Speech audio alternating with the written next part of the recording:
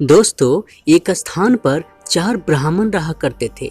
चारों विद्याभ्यास के लिए कानकुब्ज गए हुए थे।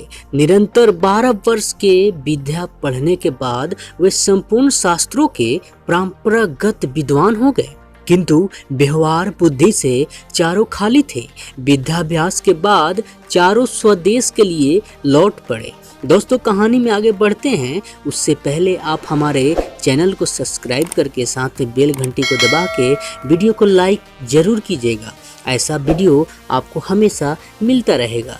चलिए दोस्तों, अब आगे बढ़ते हैं। विद्याभ्यास के बाद चारों स्वदेश के लिए लौट पड़े। कुछ देर चलने के बाद रास्ता दो ओर फटता था। किसी मार्ग से जाना चाहिए, इसका कोई भी निश्चय ना करने पर वे वहीं बैठ गए। इसी समय वहां से एक मृत वैश्य बालक की अर्थी निकल रही थी। अर्थी के साथ साथ बहुत से महाजन भी थे साथ में।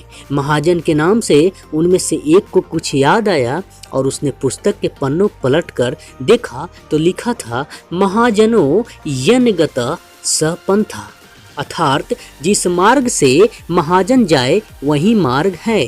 पुस्तक में लिखे को ब्रह्मा वाक मानने वाले ये चारों पंडित महाजनों के पीछे पीछे शमशान की ओर चल पड़े। थोड़ी दूर पर शमशान में उन्हें एक गधा खड़ा दिखाई दिया और गधे को देखते ही उनके शास्त्र की यह बात याद आ गई कि राजद्वारे शमशाने च यथिष्ठि स बांधत, अर्थात राजद्वार और शमशान में जो खड़ा हो वह भाई होता है। फिर क्या था, चारों ने उस शमशान में खड़े होकर गधे को भाई बना लिया। कोई उसके गले से लिपट गया तो कोई उसके पैर धोने लगा। इतने में एक ऊंट उधर से गुजर रहा था। उसे देखकर सब विचार में पड़ गए कि यह आखिर कौन है। अब दोस्तों, 12 वर्ष तक विद्यालय की चार दीवारी में रहते हुए उन्हें पुस्तकों के अतिरिक्त संसार की किसी नॉलेज की उन्हें कोई आवश्यकता न पड़ती थी और न ही थी। वस्तु ज्ञान भी नहीं था।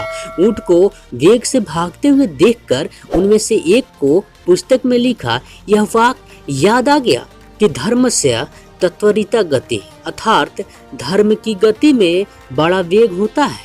उन्हें निश्चय हो गया कि वह वेग से जाने वाले यह वस्तु अवश्य धर्म है। उसी समय उनमें से एक को याद आया कि इष्ट धर्मेन योजयत, यथार्थ धर्म का संयोग इष्ट से करा दे। उनकी समझ में इष्ट बांधव था। गधा और ऊंट या धर्म दोनों का संयोग कराना उन्होंने शास्त्रों युक्त मान लिया। बस खींचा खांची करके उन्होंने ऊंट के गले में गधा बांध दिया। वह गधा एक धोबी का था और उसे पता लगा तो वहां भागा हुआ आया।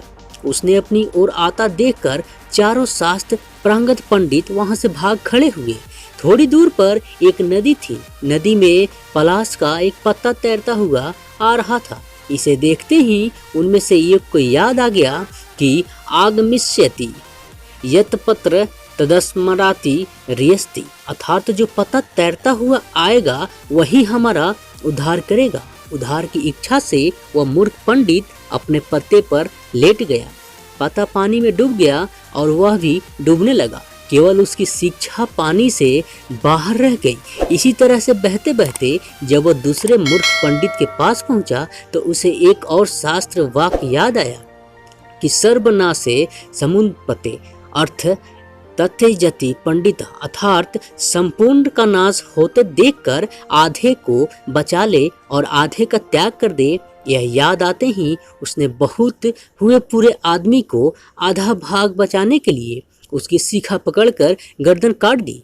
उसके हाथ में केवल सिर का हिस्सा आ गया था। देह पानी में बह गई थी। उन चारों को अब 3 रह गए थे। गांव पहुंचने पर तीनों का अलग अलग घरों में ठहराया गया। वहां पर जब उन्हें भोजन दिया गया तो दोस्तों, एक तो ने सेमियों को यह कहकर छोड़ दिया कि दीर्घ सूत्री विनश्यति, अर्थात दीर्घ तंतु वाली वस्तु नष्ट हो जाती है। दूसरे को रोटियां दी गई तो उसे याद आ गया, अति विस्तारी विर्नुलते तद्भवेंद्र ऋचानुसम, अर्थात बहुत फैली हुई वस्तु आयु को घटाती है।